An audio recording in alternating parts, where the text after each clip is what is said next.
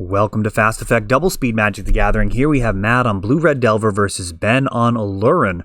A very spicy deck that, it's not the easiest thing to play against. Some of those more complicated lines with instant speed, eternal witnesses, returning back counter spells, or combo pieces can really catch people. So we'll see what Ben has in store. I think, in general, Aluren has started skewing in one of two directions, either the shotgun win, where you've got a tutor, like a Recruiter of the Guard or Imperial Recruiter, and trying to use that to set up your entire combo, or just playing more Cavern Harpies and relying on the kind of 3-card combo of Cavern Harpy plus either Euro or Ice Fang or Baleful Strix, some type of ETB creature that can be played repeatedly. Matt has played a lot of Aluren, dazes the Gilded Goose, and his Delver of Secrets not flipped yet. Did have that turn 1 Delver. When that flips naturally, your win percentage is going to be much, much higher. That 1 mana slot now has a lot of friends. I don't know if we can say competition, but certainly friends in the shape of the Dragon Rage Channeler, as well as Ragavan. So Delver still not flipping, and this time, if Matt has some removal, he'll be firing it at this Ice Fang, both to prevent comboing down the line, but also giving him a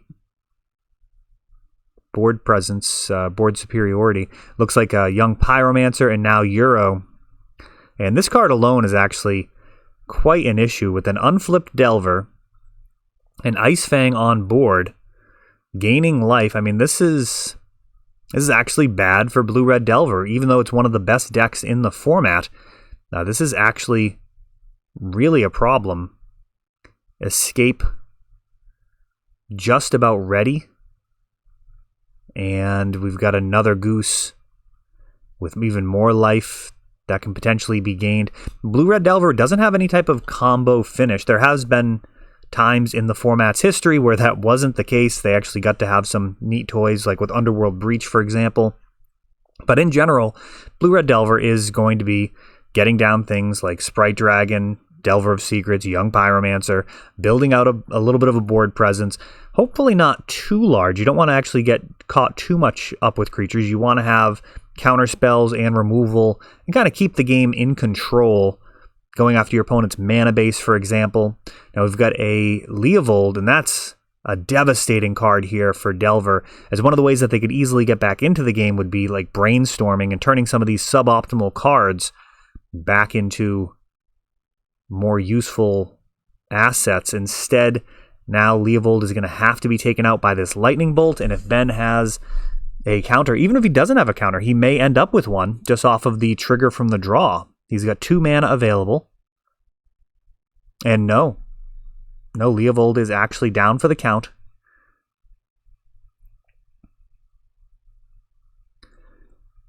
And wow, Ice Fang Kotal hopping in, proving that Matt would have been in a very bad situation if he did go to attacks. Matt sniffing that one out. If your opponent just has a single Ice Fang and you've got a board like this, you'd be happy enough to trade off a Delver with a single Ice Fang, but to lose both of your Sprite Dragon and your Delver of Secrets, having just a young Pyromancer on board, that'd be an absolute disaster. As it stands, this is very dangerous. Forked Bolt.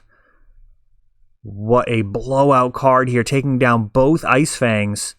Incredibly strong. 6 damage in the air. And Abrupt Decay is not going to be countered. Of course, that is why it is played so difficult to interact with. Though Legacy is a format where you can potentially interact with it. Misdirection effects, exiling it. There are some cards that have been printed, though not as commonly played currently.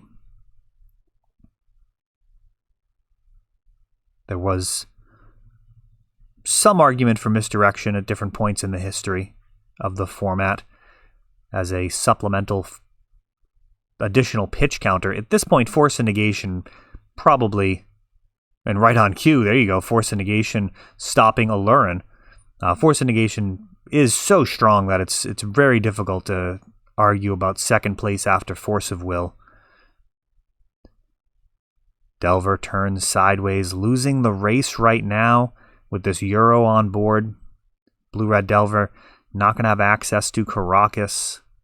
One of the cards that stops Euro from being just completely ridiculous is at least a deck like Death and Taxes can stop him from reliably... Oh, here we go. Cavern Harpy along with the Aluren. So for those unfamiliar, Ben resolving that Aluren closes the game out as Cavern Harpy shows up, bounces the Euro, and then you can pay 1 life to return the Cavern Harpy to hand. At that point, you can just rinse and repeat every time, drawing a card and gaining 2 life, and you're going to just draw through as much of your deck as you need to, likely till you find your Cauldron Familiar, and just win with that repeatedly, having that same combo, or just playing your Cavern Harpy repeatedly.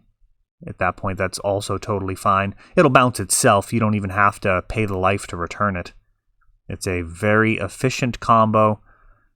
Probably not something you'd want to play in Magic Online just because of how miserable the client is, but certainly in paper, it's a very solid option. One of the many kind of AB combo decks, and I really don't know what the best ones are right now. I haven't really had much time to digest Modern Horizons 2. So Matt will have the play.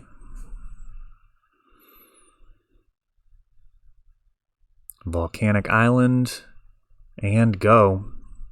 Now, Aluren's not one of those incredibly fast combo decks. It realistically isn't going to beat you until turn 3 at the earliest, and that's with acceleration from a Gilded Goose.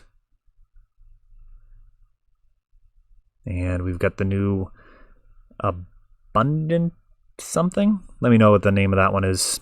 This is the card that was only in Strixhaven up until it got reprinted in Modern Horizons 2. It was a bit of a spoiler. So floating a blue and dazing. Matt also brainstorming, so he's going to draw one of these cards back.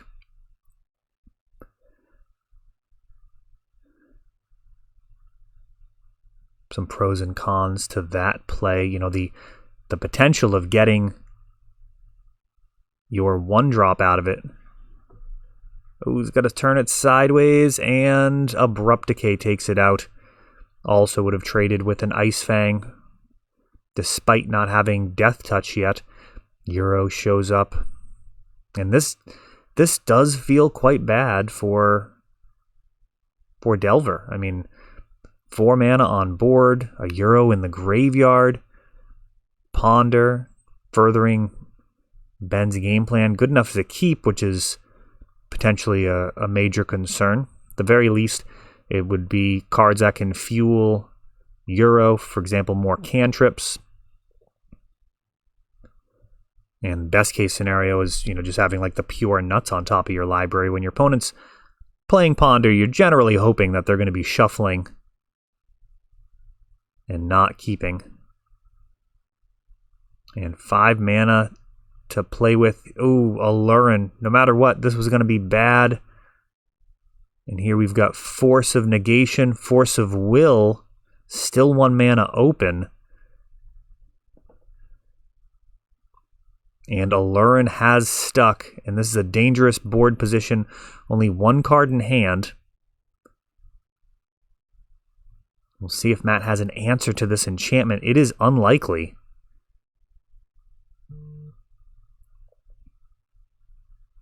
Euro's going to be coming out of the graveyard here. That escape cost could have been a lot more and still been a competitive card. Force of Will, and Ben's going to be fine with that.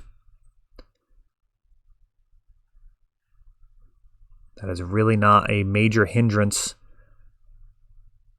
Euro has that inevitability to him. Now, it is possible Ben could completely stall out. Abrupt Decay takes out the Young Pyromancer.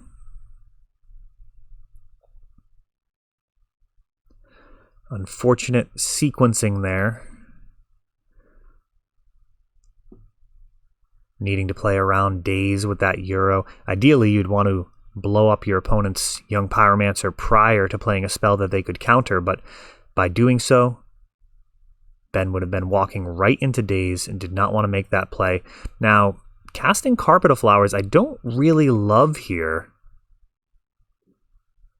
I feel like with 6 mana on board and all of your creatures being free, I would be more inclined to keep that in hand and get some extra value out of a top deck Brainstorm. Turning a Brainstorm into, a Ponder and a combo piece so much better than just getting a single card and potentially locking yourself out. These elemental tokens giving Ben 6 turns to go.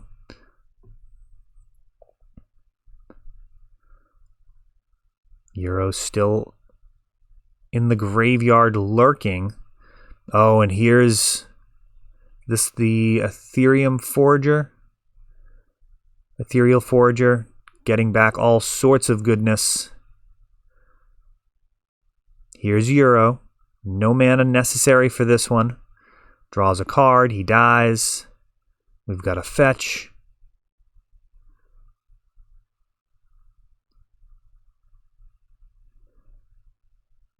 Ethereal Forager threatens to kind of close the door, but Euro right off the top of the deck.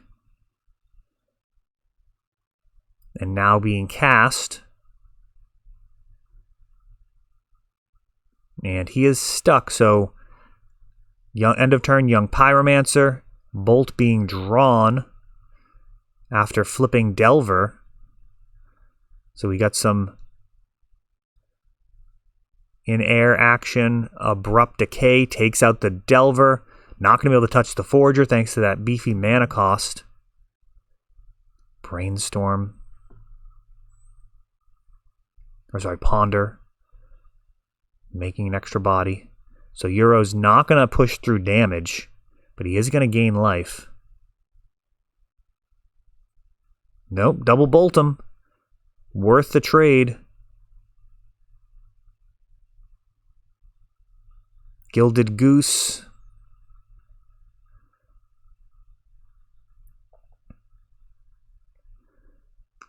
Gilded Goose going to be able to block one of these elementals.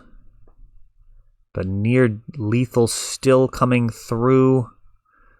This food's not going to be enough to hold off yet another attack.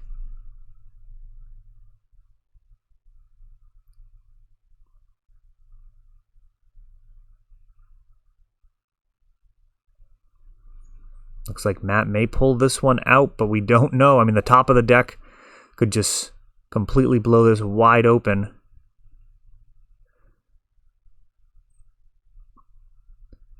Food gained.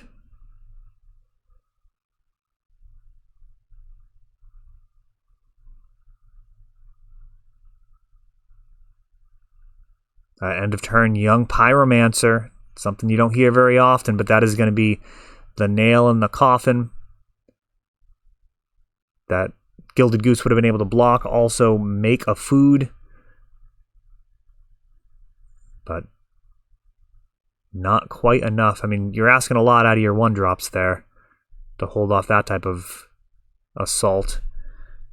So, Matt, familiar with this list. A little bit of a disadvantage there for Ben. I'm not going to lie, most of the time your opponents are not going to have a lot of reps with Aluren. There are a handful of decks like that that are extremely potent, but not super popular. I mean, there's so many different combo decks in Legacy. You can't really play them all. I mean, Sneak and Show, Eureka Tell, and the Greater Good combo. I don't think we've ever seen that one on camera. I think that one's really interesting. You got the Ominous Seas with Greater Good, very similar to Aluren in a lot of ways. I don't even know if I have all the cards to throw that together. I probably should. Does die hard to Leovold and Narset and Hushbringer. Hullbreacher. Any of the denying card draw effects particularly devastating versus that.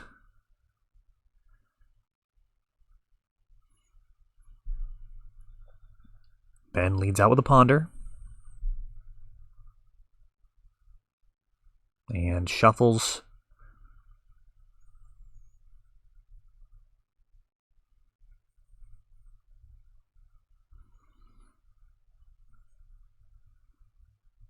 Delver of Secrets, good opening for Matt. It's really where you want to be. Turn 1 Delver, we'll see if it flips naturally. Perhaps he'll have a Brainstorm during the upkeep. It is imperative that that Delver flips. Ben able to draw into a creature there.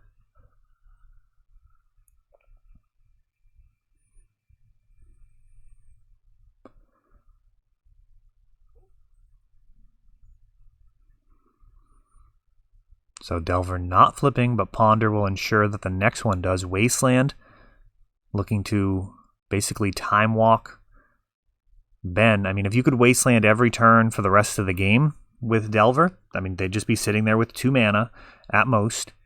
That's if they keep drawing lands off the top, and you're just hitting for 3 a turn. It's really, really where the deck wants to be, just kind of repeatedly going through that Groundhog Day scenario where you attack for 3 and deny your opponent some mana, deny them some resources. Stifle can play a very similar role in the deck, obviously.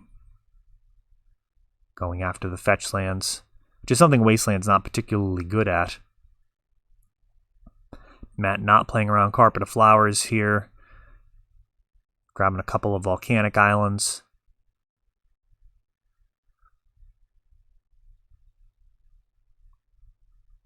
Not a whole lot you can do. The deck generally will run a single mountain, but it is significantly worse. I mean, it's not like it's a drawback-free trade-off. Like, you're actually sacrificing the ability to get double blue, which can be really important, or even have triple blue, casting Ethereal Forger and having blue mana available. So if Ben does draw Carpet of Flowers, it'll do some work in this scenario. Sprite Dragon teaming up with Delver. Abrupt Decay takes out the bigger bug.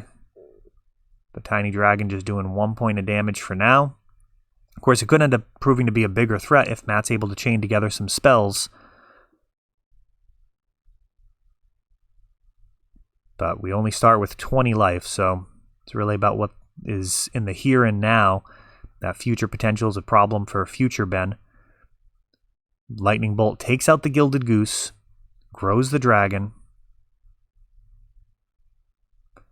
Expressive Iteration, and that actually snags a Force of Will, pitching Brainstorm, which is a super high value card in this scenario. Sprite Dragon has now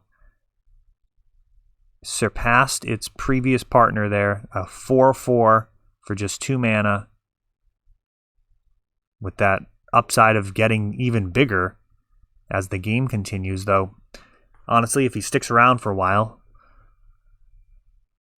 the game can't continue too much longer. We're looking at 2 to 3 turns, depending on what else Matt may have access to. Expressive Iteration, a new addition. It's not dig through time, but it's you know, sometimes as good as dig through time.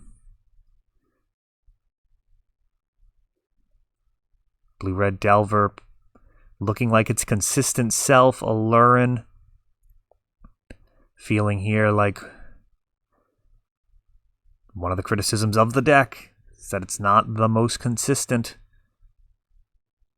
Will it surprise us with a combo off the top? Or is Blue-red Delver just going to do what it does and hold down the fort before the opponent finds a way to win? Down to just 3, which is not a great place to be against a deck with Lightning Bolt. 2 Sprite Dragons on board. Wastelanded. Oh no, here's the Aluren. Matt is hellbent. Ice Fang Codal.